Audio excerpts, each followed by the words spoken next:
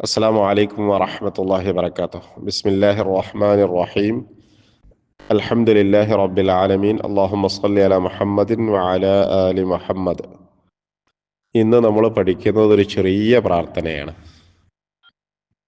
ജാമിഅ തിർമിദിയിൽ വന്നിട്ടുള്ള അലി റളിയല്ലാഹു അൻഹു റിപ്പോർട്ട് ചെയ്ത ഒരു ഹദീസിൽ വന്നിട്ടുള്ള ഒരു പ്രാർത്ഥന. നബി സല്ലല്ലാഹു അലൈഹി വസല്ലമ പഠിപ്പിച്ചു തന്നതായിട്ട് അലി റളിയല്ലാഹു അൻഹു ഒരാൾക്ക് പഠിപ്പിച്ചു കൊടുക്കുന്ന പ്രാർത്ഥനയാണ്. സന്ദർഭം ഞാൻ പിന്നീട് വിശദീകരിക്കാം.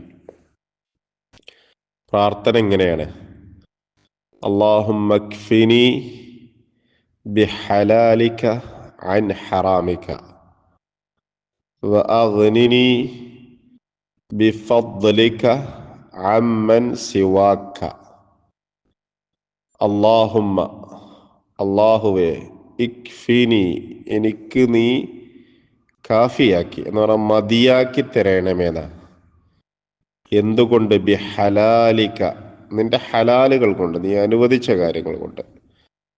അൻ ഹറാമിക, നിന്റെ ഹറാമുകളിൽ നിന്നും, നീ വിലക്കിയ കാര്യങ്ങളിൽ നിന്നും. പലപ്പോഴും ഹലാലുകളിൽ മതിവരാതിരിക്കുമ്പോഴാണ്, അതിൽ തൃപ്തരല്ലാതെ വരുമ്പോഴാണ് നമ്മൾ ഹറാമുകളിലേക്ക് കിടക്കുക. ഉള്ളതുകൊണ്ട് തൃപ്തിപ്പെടാൻ പറ്റാതെ വരുമ്പോൾ നമ്മൾ ചിലപ്പോൾ എന്ത് ചെയ്യും? പടച്ചവൻ വിലക്കിയ രൂപത്തിൽ സമ്പാദിക്കാൻ വേണ്ടി ശ്രമിക്കും. അങ്ങനെ നമ്മൾ പോകുന്നത് ഹലാലുകൾ നമ്മൾക്ക് മതിയാകാതെ വരുമ്പോഴാണ്. അത് പിന്നീട് വലിയ ഖേദത്തിനിടയാവുകയും ചെയ്യും, അള്ളാഹുവിൻ്റെ ശിക്ഷയ്ക്ക് വിധേയരാകുന്ന സമയത്ത്. അതുകൊണ്ടാണ് ഇങ്ങനെ പ്രാർത്ഥിക്കാൻ പറഞ്ഞിട്ടുള്ളത്: പടച്ചവനെ, നിന്റെ ഹലാല് കൊണ്ട് നിന്റെ ഹറാമിൽ നിന്ന് എനിക്ക് നീ മതിയാക്കി തരണമേ. അല്ലാഹുമ്മ ക്ഫിനി, എനിക്ക് നീ മതിയാക്കി തരണമേ. ബിഹലാലിക, നിന്റെ ഹലാല് കൊണ്ട്. അൻ ഹറാമിക, നിന്റെ ഹറാമിൽ നിന്നും. രണ്ടാമത് പറയുന്നത് വഅഗ്നിനി, എന്നെ ഗനിയാക്കണമേന. ഗനി എന്ന് പറഞ്ഞാൽ ഐശ്വര്യമുള്ളവൻ, സമ്പന്നൻ എന്നൊക്കെ പറയാം. ഫക്കീർ എന്നുള്ളതിന്റെ വിപരീതമാണ്. ഫക്കീർ എന്ന് പറഞ്ഞാൽ ദരിദ്രൻ എന്നല്ലേ, അതിന്റെ വിപരീതമാണ് ഗനി എന്ന് പറഞ്ഞാൽ. അഗ്നിനി, എന്നെ ഗനിയാക്കണമേ. എന്തുകൊണ്ടാ ഗനിയാക്കേണ്ടത്? ബിഫദ്ലിക, നിന്റെ ഫദ്ല് കൊണ്ട്. നിന്റെ ഫദ്ല് കൊണ്ട് എന്ന് പറഞ്ഞാൽ നിന്റെ അനുഗ്രഹം കൊണ്ട്, അല്ലെങ്കിൽ ഔദാര്യം കൊണ്ട് എന്നൊക്കെ അർത്ഥം പറയാം. ദുനിയാവുമായി ബന്ധപ്പെട്ട അനുഗ്രഹങ്ങളെ കുറിച്ച് പറയുമ്പോഴാണ് ഖുർആൻ പലയിടങ്ങളിലും ഫദ്ല് എന്ന പദം ഉപയോഗിച്ചിട്ടുള്ളത്. ഇപ്പോ ഹജ്ജിന് പോയാൽ അതിന്റെ കർമ്മങ്ങളൊക്കെ പൂർത്തീകരിച്ചിട്ടെങ്കിൽ ഫദ്ല് തേടുന്നതിന് കുഴപ്പമില്ല എന്ന് പറയുന്നുണ്ട് സൂറത്തുൽ ബഖറയിൽ. എന്ന് പറഞ്ഞാൽ കച്ചവടം ചെയ്യുന്നുണ്ടോ പൈസ ഉണ്ടാക്കുന്നുണ്ടോ കുഴപ്പമില്ല എന്നാ പറഞ്ഞത്. എന്ന് പറഞ്ഞാൽ രാഷ്ട്രത്തിന്റെ നിയമങ്ങളെ അനുസരിക്കാൻ നമ്മൾ ബാധ്യസ്ഥരാട്ടോ. അതേപോലെ ജുമുഅ നമസ്കാരം പൂർത്തീകരിച്ചു കഴിഞ്ഞാൽ നിങ്ങൾ ഭൂമിയിൽ വ്യാപിച്ചിട്ട് ഫദ്ല് തേടിക്കോളി എന്ന് പറയുന്നുണ്ട് സൂറത്തുൽ ജുമുഅയുടെ അവസാന ഭാഗത്ത്. എന്ന് പറഞ്ഞാൽ നിങ്ങൾ കച്ചവടത്തിലേക്ക് പോയിക്കോളി, കുഴപ്പമില്ല. പക്ഷേ പള്ളിയിലേക്ക് വിളിക്കപ്പെട്ട നിങ്ങൾ കച്ചവടമൊക്കെ ഒഴിവാക്കിയിട്ട് പള്ളിയിലേക്ക് വരണം. നിസ്കാരം കഴിഞ്ഞാൽ ഫൈദാ ഖുദിയത്തിസ് സ്വലാത്തു ഫന്തശിറു ഫിൽ അർദി വബ്തഗൂ മിൻ ഫദ്ലില്ലാഹ്. പള്ളിയിൽ നിന്ന് ഇറങ്ങുമ്പോൾ പ്രാർത്ഥിക്കാൻ നബി സല്ലല്ലാഹു അലൈഹി വസല്ലം പഠിപ്പിച്ചു തന്നിട്ടുള്ളത് പടച്ചോനെ നിന്റെ ഫദ്ലിനെ ചോദിക്കുന്നു എന്നാ. പിന്നീട് നമ്മൾ ഇറങ്ങുന്നത്, നിസ്കാരം കഴിഞ്ഞിട്ട് നമ്മൾ ഇറങ്ങുന്നത് നമ്മളുടെ ഉപജീവന മാർഗം തേടിക്കൊണ്ടാണ്. നമ്മൾ ജീവിക്കാൻ ആവശ്യമായ കാര്യങ്ങൾ അന്വേഷിച്ചുകൊണ്ട് കച്ചവടമോ ജോലിയോ ഒക്കെ ആയിട്ടാണ് നമ്മൾ ഇറങ്ങിത്തിരിക്കുന്നത്. അപ്പൊ അതാണ് നമ്മൾ പള്ളിയിൽ നിന്ന് ഇറങ്ങുമ്പോൾ പടച്ചോണ്ട് ചോദിക്കുന്നത്. അതാണ് ഫദ്ൽ എന്ന് പറയുന്നത്.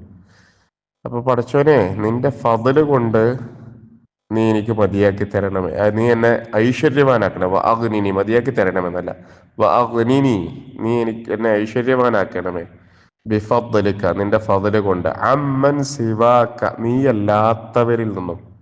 എന്ന് പറഞ്ഞാൽ മറ്റുള്ളവരുടെ മുന്നിൽ ഇങ്ങനെ ഔദാര്യം പ്രതീക്ഷിച്ച് നിൽക്കേണ്ട ഒരവസ്ഥ ഉണ്ടാവരുതെന്നാ. നിന്റെ ഫദ്ല് കൊണ്ട് ഞാൻ ഐശ്വര്യവാനാകണം.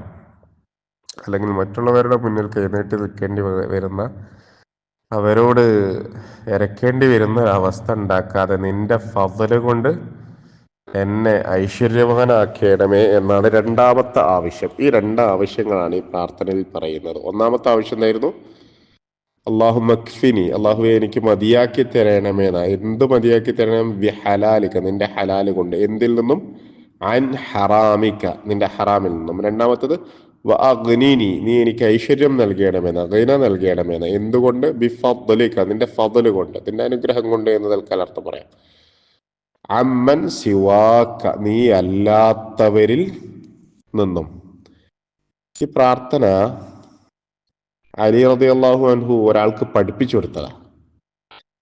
അത് ആർക്കാന്ന് ചോദിച്ചാല്, ഒരടിമയായിരുന്ന മനുഷ്യൻ, അടിമയായ ആ ആൾക്ക് മോചനം നേടാം, ഉടമയുമായിട്ടൊരു കരാറുണ്ടാക്കി. ഞാൻ ജോലി ചെയ്ത് നിങ്ങൾക്ക് പൈസ ഉണ്ടാക്കിയിട്ട് എത്ര പൈസ തരാം എന്ന് പറഞ്ഞിട്ടൊരു കരാർ എഴുതി ഉണ്ടാക്കാം.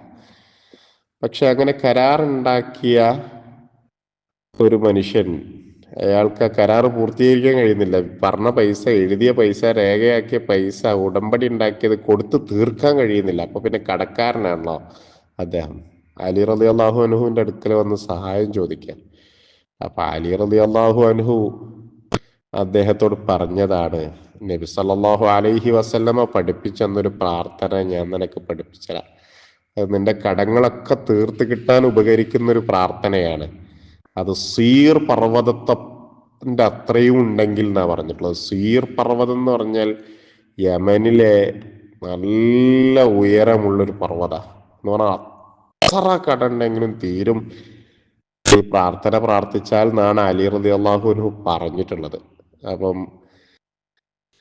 ആ നിലക്ക് ഉപകരിക്കുന്ന ഒരു പ്രാർത്ഥനയായിട്ടാണ് നമ്മൾക്ക് ഇതിനെ മനസ്സിലാക്കാൻ കഴിയുന്നത്. പക്ഷെ ഇത് കേവലം ഒരു പടച്ചവനോട് തേട്ടം മാത്രമല്ല കേട്ടോ, നമ്മളെ സ്വാധീനിക്കേണ്ട ഒരു സംഗതി കൂടെ അതിലുണ്ട്. നമ്മൾ പലപ്പോഴും കടത്തിലേക്ക് പോകുന്നത് നമ്മൾക്ക് മതി വരാതിരിക്കുമ്പോഴാ. പടച്ചവനെ ഹലാലാക്കിയതിൽ തൃപ്തരാവാൻ, അല്ലെങ്കിൽ ഹലാലായതിൽ തൃപ്തരാവാൻ നമ്മൾ ശ്രമിച്ചാൽ ചിലപ്പോൾ നമ്മൾ ബാധ്യത ഉള്ളവരായി മാറൂല. രണ്ടാമത്തത് പടച്ചവന്റെ ഫضല് കിട്ടുക എന്നുള്ളത് തന്നെ. അതാണ് ഫضല് കൊണ്ട് എന്നെ ഐശ്വര്യവാനാക്കണമേ എന്ന് പറയുന്നത്. പടച്ചവന്റെ ഫضല് കിട്ടുക, മറ്റുള്ളവരുടെ മുന്നിൽ കൈനീട്ടേണ്ട അവസ്ഥ ഇല്ലാതെ വരിക, അത് അനാവശ്യമായ വിധേയത്വം ഉണ്ടാക്കും. അതൊരു പ്രശ്നമാണ്, വിധേയത്വം സൃഷ്ടിക്കും. അപ്പൊ അതുകൊണ്ടാണ് പടച്ചവനെ എനിക്ക് നിന്റെ ഫضല് കൊണ്ട് നീ മറ്റുള്ളവരിൽ നിന്ന്, നീയല്ലാത്തവരിൽ നിന്ന് ഗിന നൽകണമേ, ഐശ്വര്യം നൽകണമേ എന്ന് പ്രാർത്ഥിക്കാൻ പഠിപ്പിച്ചിട്ടുള്ളത്. അപ്പൊ രണ്ട് കാര്യങ്ങളാണ് ഇതിൽ ചോദിക്കുന്നത്.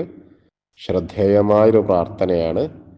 ഒന്ന്, എൻ്റെ ഹറാമിൽ നിന്ന് ഹലാല് കൊണ്ട് എനിക്ക് മതിയാക്കി തരണമേ എന്നും, രണ്ടാമത്തത് നിന്റെ ഫضല് കൊണ്ട് നീ അല്ലാത്തവരിൽ നിന്നും എന്നെ നീ ഐശ്വര്യവാനാക്കണമേ എന്നുമാണ്.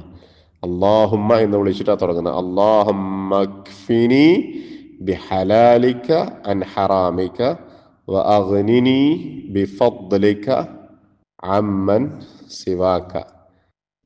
നമ്മള് നോമ്പ് തുടങ്ങിയത് മുതൽ ഓരോ പ്രാർത്ഥന ഇങ്ങനെ പഠിച്ചു വരികയാണ്. സമയം കണ്ടെത്തി പരമാവധി മനഃപ്പാഠമാക്കാൻ ഒന്ന് ശ്രമിക്കണം എന്ന് അഭ്യർത്ഥിക്കുകയാണ്. അള്ളാഹു നമ്മെ ഏവരെയും അനുഗ്രഹിക്കുമാറാവട്ടെ. അസ്സലാമു അലൈക്കും വറഹ്മത്തുള്ളാഹി വബറകാതുഹു.